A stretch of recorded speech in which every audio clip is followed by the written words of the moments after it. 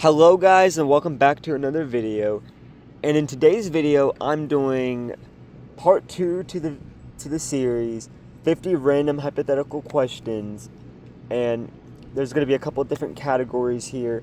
And for the first category I'm doing philosophy, logic, and metaphysics stuff. It's going to be about like God related stuff and about some other abstract logic stuff, so let's get right into it. 1.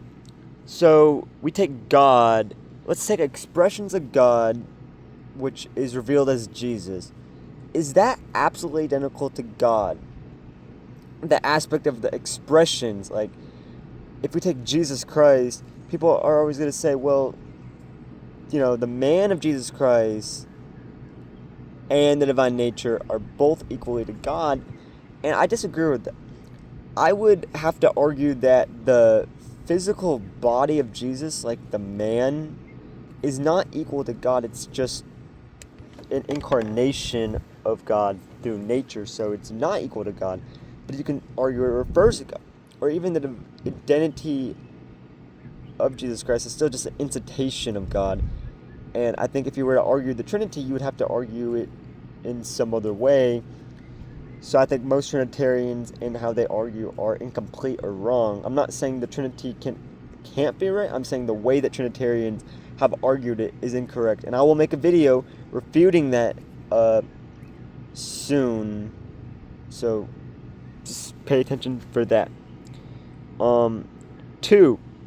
Are words limited to our brain, and maybe they just point to things outside our brain that in reality exist without words, or maybe words are objective but they're not the way we think.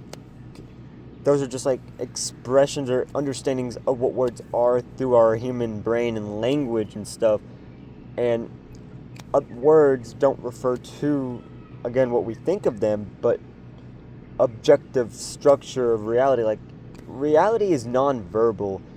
I could take a car driving, I could take a fan moving around, which has motion. I could understand that with words, but without words, does it just stop and cease to exist without our understanding in our brain? I would argue it doesn't cease to exist because it's non-verbal.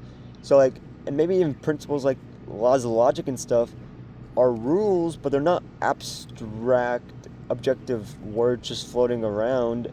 They are real things that just are, true, regardless if you can understand them or not. 3. So in logic, I would say you need a syllogism, like if you're gonna, list a proof, but it helps to define what a syllogism is. Because when you take a syllogism, you can't even argue things with the premises to conclusion without making some type of assumptions of what a syllogism is.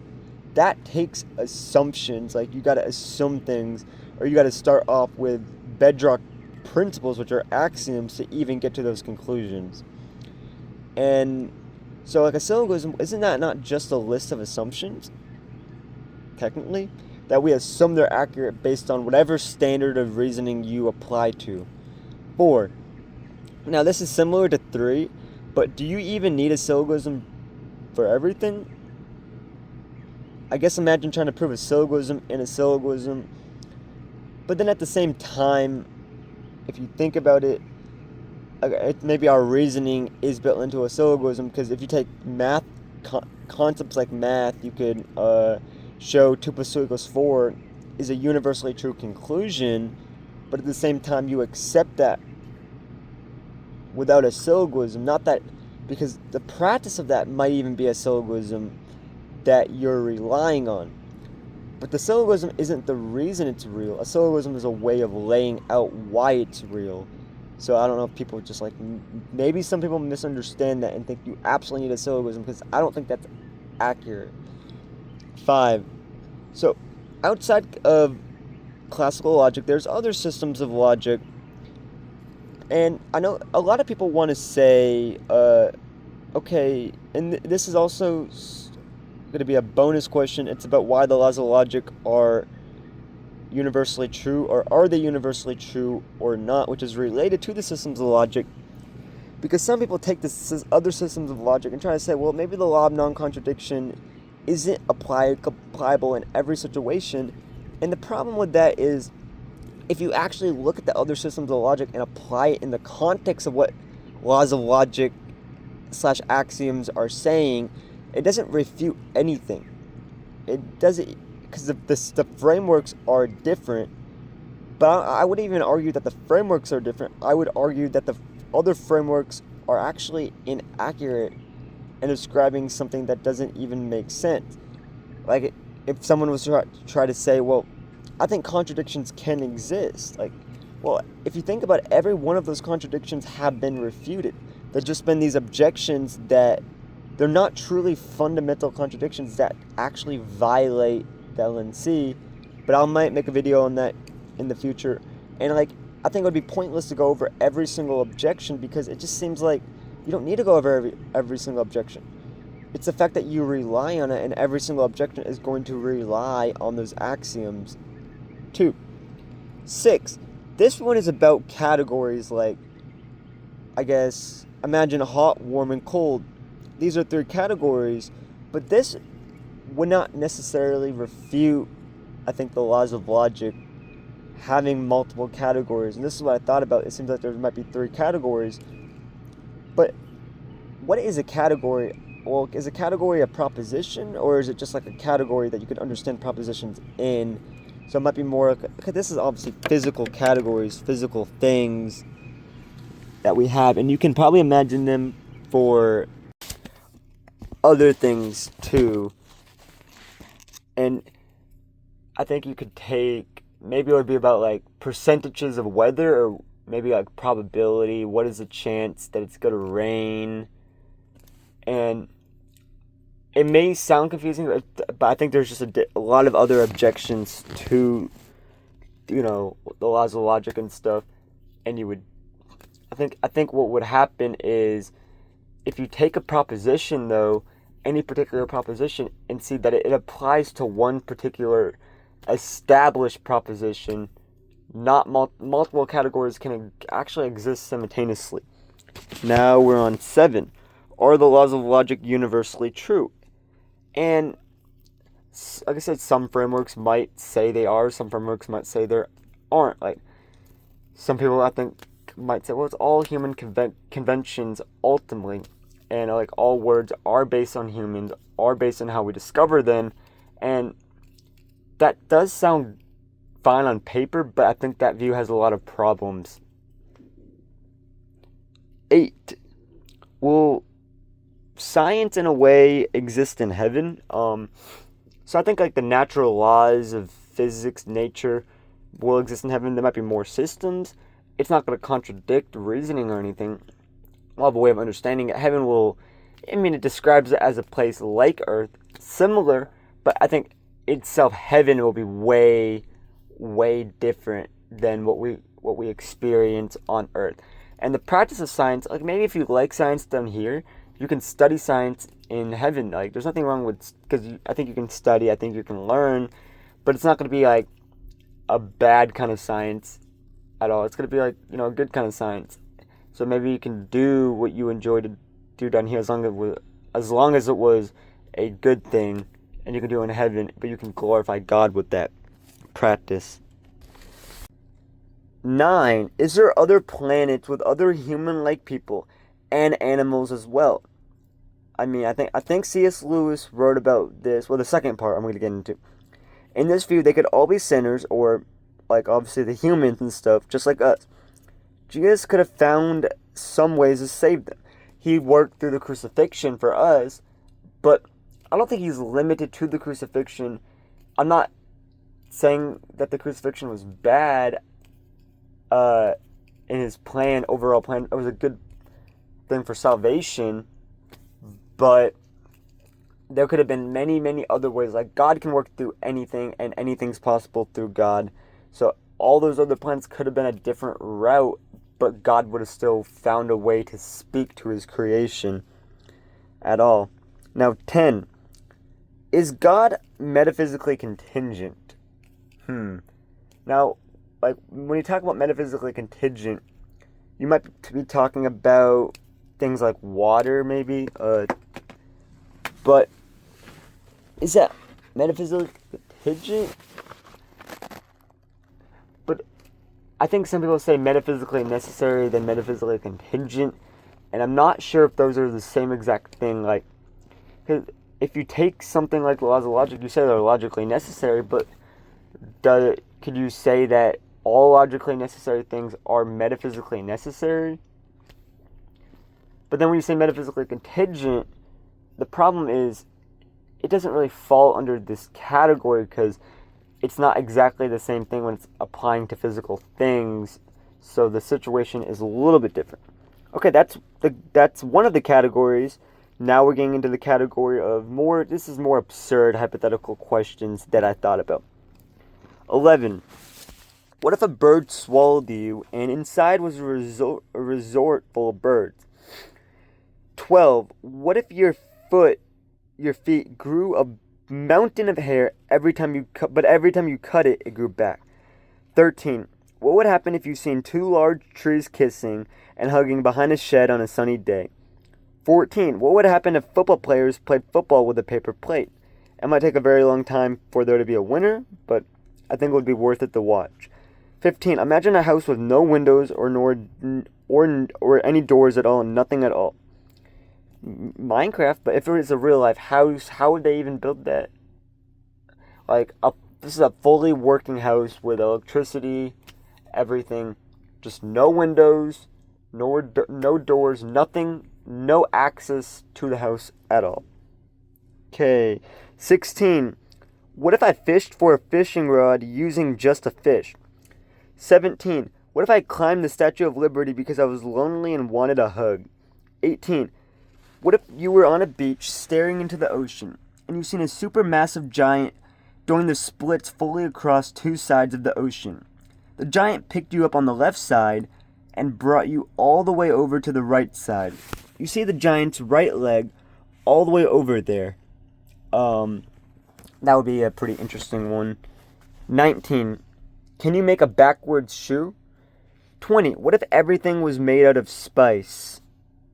Well, we're talking about like spicy stuff now, because every time you would touch a thing, then if you accidentally rubbed your eyes, that would be a disaster to happen. Now that's the more absurd questions. Now these next 10 questions, they might be kind of absurd still, but they're more funny, like memes and stuff, in a different way. So 21, I work at a fast food restaurant, and if I did this, it would be a disaster. What if I hired 200 people to all form a line in the drive-thru at a fast food restaurant while I wasn't on shift, and so they had to have like 200 cars driving through the queue, including the other cars and including the people in the lobby? Because I think they do like 100 cars on average anyways, so but they don't do 100 cars on average, but on like a really busy day it would be 100 cars. So 200 cars would be like double that, and if you could imagine if it would be families, big orders, even if it was small orders, it would still be horrible. 22. What if we take the design of a particular lake and build a house using that design? Like take any design of a lake. Imagine that lake is dry, and imagine you just like sculpt out the design and build a house with that. 23. What if you could only sleep on your back? 24. What if I squished the candy in a grocery store, like the Reese's and stuff, and just like squished it with my hand? 25. What if you had to pay $10,000 just to watch a meme or any funny video? 26. What if every single movie critic gave Monsters, Inc. a 5 out of 10? 27. What if taxes didn't exist? 28. What if you slam dunked on Michael Jordan, but not just, Michael Jordan now, but in his prime, as a newbie? 29. What would happen if we made a long, big pipe that made food travel through it from a restaurant, and we just had to pay for express shipping? And we could do multiple things. We could have food coming from like restaurants. It could be fast food, expensive restaurants, or even stores. It might be a lot more money, but I thought the idea was pretty creative. I think I got the idea if the movie The Grinch had like a long pipe that was coming from his house all the way down to the thing. Well, it wasn't just a long pipe. It was one that he was traveling through. I thought that was a pretty good idea. 30. What would happen if there was a vent, and this vent has 10 holes? Well, I looked at my vent, one of the vents in my house, and it had like 10 little slots. You were on your bed and you had 10 coins. You threw it in each of those 10 specific holes in a row in one try while your girlfriend was watching. Now we're on the next category. These, I think, are more of the deep, these are kind of like moral questions, life questions. So they're philosophy in a way, but not the same as the first category. So let's get into it. 31. What would happen if the normal process of girlfriend to marriage was reversed to marriage to girlfriend? I'm not gonna lie, that would be kind of devastating. 32. What would happen if a hanger was one of the only things that brought you comfort? 33. What if watching people have fun was your idea of fun? 34. What would happen if I bought my kids a book on what to get their kids for Christmas when they get older, but I bought that for them on Christmas? Nothing else, just that book. 34. What's worse, stress or loneliness? Now, stress is really bad, and you can technically handle loneliness.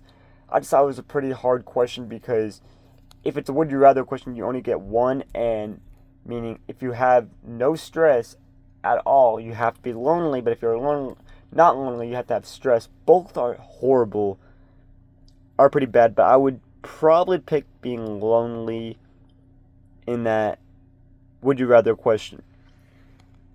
35.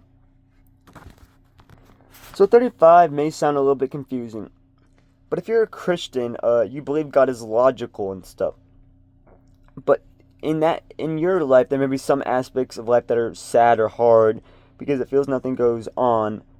But overall, with Jesus, this feeling may still persist but never fully go away until you get to heaven. But I wanted to add on, it's like having OCD or something. You might be aware that God is logical, he's a rational God, and maybe he works everything coherently. And not even just people with OCD, but the brain itself is not really logical, so we have a very emotional way of thinking. And even if we have a more logical mind, it's not as logical as we probably make it out to be. And that's why it may be so hard to live up to the standard of truth. And we can overcome that, and it can get better. But we might want unrealistic things that don't really, either they don't exist, or it's just like they don't exist in that specific form, if that makes any sense. 36. What if you could stay the same age forever, but also have the same cycle of 12 months, day and night, just without getting any older?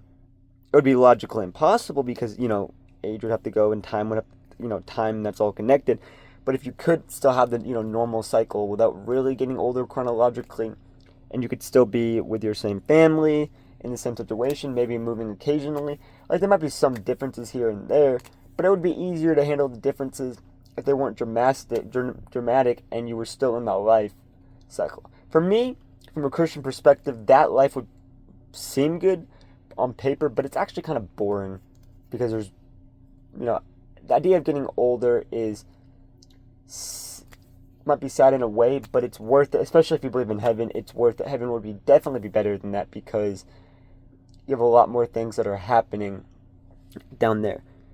Because you learn a lot more, and if that's a life, the first scenario, and it's just life happening, and nothing really happens, you might still feel empty without Jesus, and in this life it's fulfilling, even with the struggling.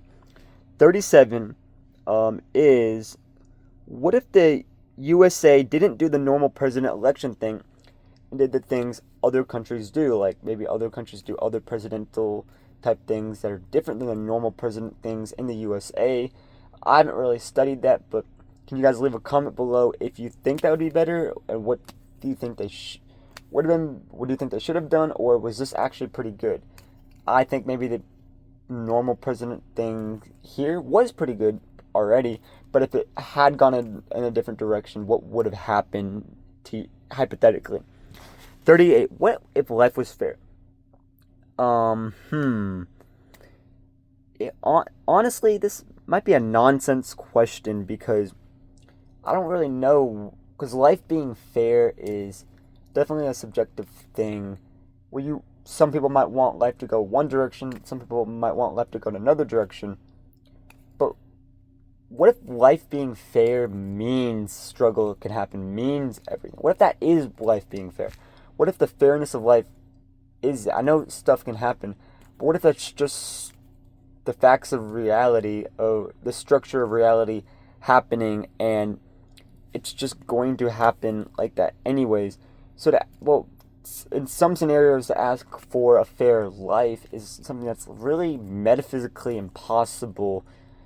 I mean, like, you might be asking, can I have all this money, or can I get married without really doing any work? Like, that's actually not fair. Fairness, you don't just get fairness, or respect. You do got to earn that, and you're not going to get it from everyone, which can be sad, and fairness should exist in some places, but you first got to understand the idea of fairness and what people mean by that. 39, can you imagine a life without music? I think a life without music would be very, very hard to live with. Now, if you didn't know there was music, maybe, but if you knew there was music and then you had to live in a life without music, that would just be torment, because music, whether you're a Christian or not, music is one of the best things to help you. It is such a gift to even be able to listen to it, because it can help, I think, in many circumstances. Well, in a personal experience, I know a person who said, well, I asked them that question, and they said, well, if I didn't listen to music, I'd probably be a lot more angry than I am now. So music, like, helps people out tremendously.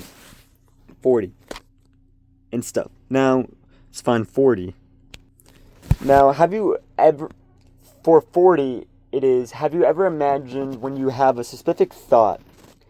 Well, this might be for people with OCD, and I have that too. How hard it is to really get rid of a certain thought.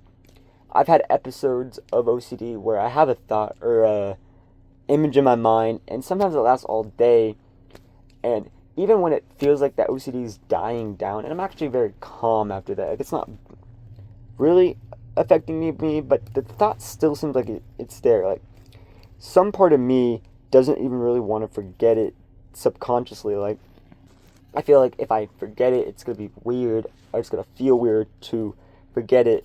And that's just, I guess, the OCD, and I don't know if that part makes any sense either. Now, 41. Is one Bible chapter a day good? I mean, I read one Bible chapter a day. I used to read a lot more because I thought it was a good idea for me. But personally, it's easier for me to read one Bible chapter a day because I can read that and I can digest it slower than than maybe some other people. But what is your thoughts on that? Do you like, when you read something, do you like to rush through it, or do you like to take your time? That depends on what you do. 42. I know life is hard sometimes, but do you think some people nowadays think you need to make life harder on yourself in an unnecessary way? So, okay, life will be hard, and especially overcoming battles and stuff and tribulation is supposed to be hard. But I'm not saying choose the easy route, but if there's an easy way,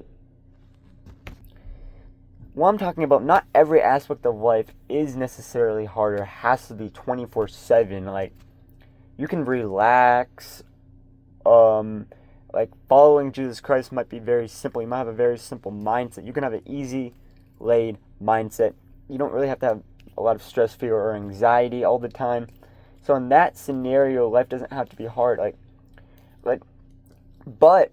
There's going to be hard moments and easy moments, I think. So praise the Lord in all kinds of moments, no matter what. Okay, 43. Is the ocean like God's tears? 44. Is spanking children biblical? 45. Are men really supposed to pursue a woman only, or can this be reversed or simply work both ways? I think it can simply work both ways.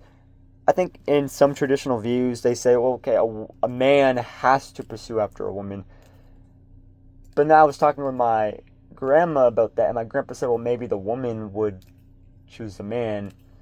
I just don't really take that one view that a man has to pursue a woman because it's more of a claim. Like, it's not necessarily true. It seems kind of extreme. Not really any justification for it. Okay, 46. Satan is a manipulator, and maybe that's why some people aren't, like, scared of him.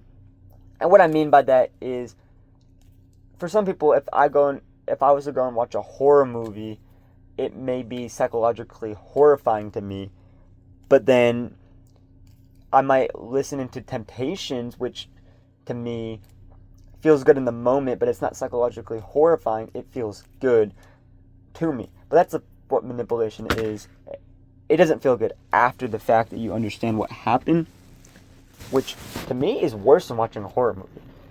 I'm scared to watch a horror movie, but it's even worse to listen to Satan, and it hurts and damages me more at the end of the day, which is a really hard thing to handle. Because then you have to change your whole life perspective around that you just listen to Satan and stuff. Like watching a horror movie, it doesn't really feel like it affects you in the same way. And I know it's not good, but what's worse is temptation and stuff. I do think horror movies are still bad, but I'm just making a point. 47. What if someone answered almost every objection to theism/atheism as a Christian apologist, just to prepare for debates?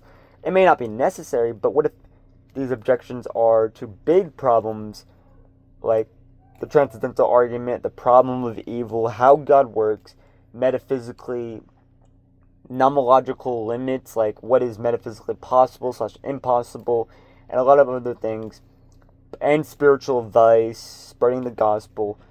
And it's not all about objections, but you could be putting yourself into the shoes of an atheist or even a theist, and being open to a lot of things, not just disagreeing with atheists on maybe points, but also disagreeing with theists, and going into a debate knowing that it's about what's true or false, but not only about that. That's one of the most important things, and at least I think a classic debate that people should be focused on.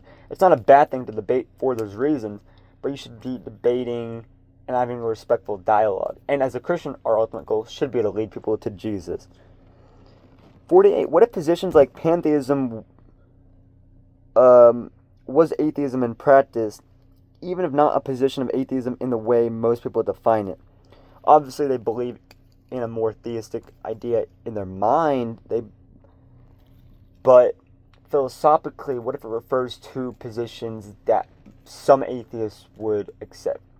Like, they obviously would deny the religious aspects, so it seems like people who believe in pantheism are believing in some form of, religion, obviously, some form of practice in that aspect, but then they're also believing in something that's inconsistent with what theism should actually be, with the real position. 49. What if Tom Brady gave his life to Jesus? Yeah, I had a dream about that. A dream where Tom Brady gave his life to Jesus. So it's a hypothetical question and dream. 50. Can God speak to you through your thoughts and tell you a real message? Now, I do think he can. Obviously, it may not always be audible, but maybe sometimes it will be. Sometimes it's, most of the time maybe through thoughts. And I've heard God through thoughts. Not like just an audible message, but through thoughts and expressions of that and stuff. Sometimes, but it's honestly kind of hard for me. My mind can be pretty chaotic at times, and I'm trying to get better at that. It's hard, but you gotta really quiet your mind and seek Him and focus on Him and prepare yourself. And if you don't always hear Him, it's fine. It's something that can get better over time. It's a lifelong process. It's not something that's easy. And seeking Him for His will, and maybe He'll reveal certain things at certain points in time. So, depending on what the message is. So thank you guys for watching this video. God bless you guys. And I want to say also, Happy Mother's Day to all the mothers out there, and have a very blessed day. Peace out.